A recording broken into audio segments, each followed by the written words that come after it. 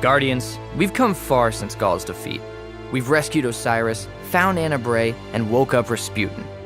We have lost Guardians along the way. You did not die in But vain. none struck the Vanguard harder than the most recent passing of Cayde 6, a joyful exo whose presence will be sorely missed.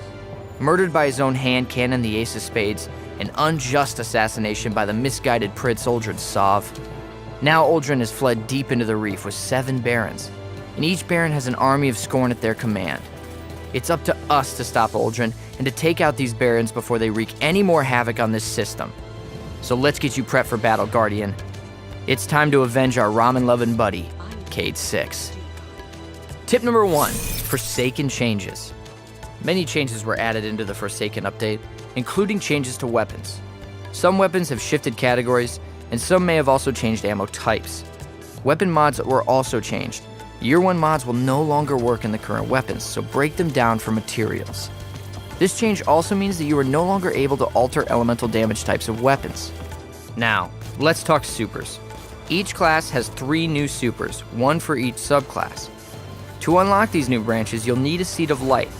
However, you only get 1 seed through the Forsaken campaign, so choose your next super wisely.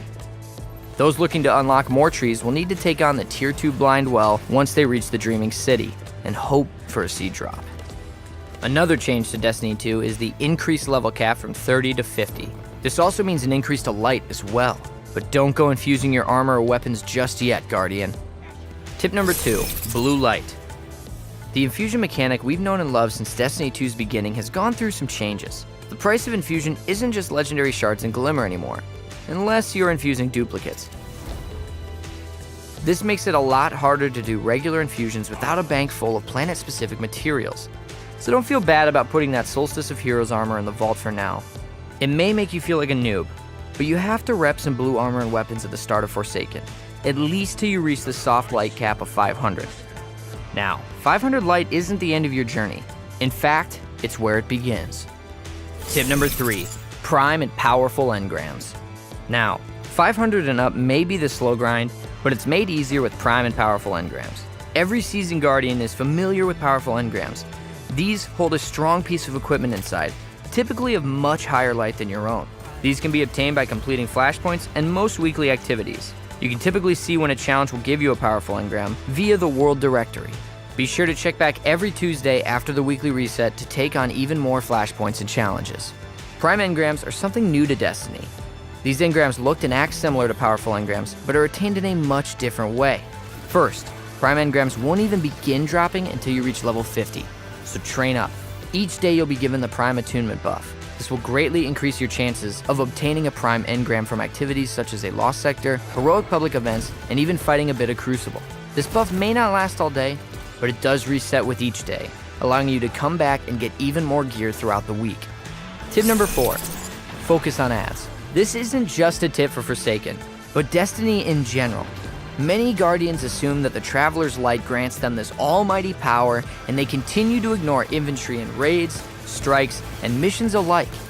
Taking out bosses with brute force is not the answer. The answer is ensuring that the only enemy on the field is the boss itself, so that your team can focus fire. When Guardians neglect ad control, it can cause problems. This is where mistakes commonly happen and teams get overwhelmed fast. Waves continue to come, enemies pile up, and within seconds, you got a team wipe. Most bosses send out enemies in waves depending on their remaining health. At the beginning of each wave, your team should focus on ad control until all that's left is the boss. Sure, it may take more time, but it's far faster than facing team wipe after team wipe. Tip number 5, Gambit. Many of you Guardians may have already familiarized yourself with Gambit, but for the newbies, here's a quick breakdown. You and another team are fighting enemies. These enemies drop motes. You deposit these motes to summon the Primeval. First team to destroy their Primeval wins. Sounds pretty simple, right? Well, the challenge of this game type is when a large sum of motes are dropped off at one time. This summons blockers. If you die with motes, you lose them. Oh, also, one teammate is able to invade the other team's field and try and take them out. But we do have a few quick tips for you if you choose to play this game type. Save invading until your opponent has summoned a Primeval, or they're holding a ton of motes that they haven't deposited yet. When you take out an opponent while their Primeval is out, the Primeval will begin to heal, buying your team some time. Till then, focus on collecting and depositing motes. And when the Drifter calls out that you can summon your Primeval, everyone should drop whatever they're doing and deposit their motes ASAP. When invaded, stop what you're doing, find cover, locate the invader, and focus fire. This should be priority number 1. Follow these tips, and you might make a Drifter very happy. Destiny 2 has changed quite a bit from the game that was released a year ago. Bungie took the community feedback to heart and released it all into one amazing expansion, Forsaken. And with 3 more expansions planned for year 2, it only has us more excited for what's to come. I mean, heck, we've barely started year 2. We've got a lot to look forward to, and for us here at Tips and Tricks, we only have one request. Festival of the Lost. Please give me back my Ghost.